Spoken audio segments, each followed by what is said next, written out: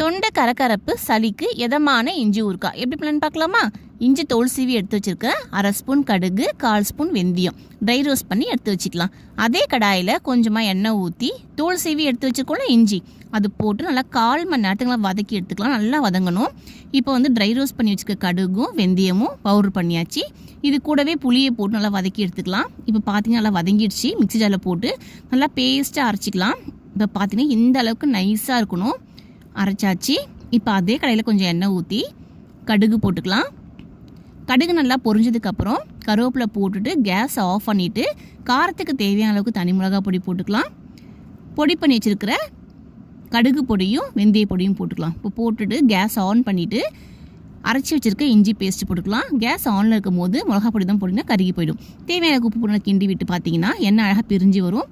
சூப்பரான இஞ்சி ஊறுகாய் ரெடி ஆயிடுச்சு. ட்ரை பண்ணி பாருங்கள். தேங்க்யூ.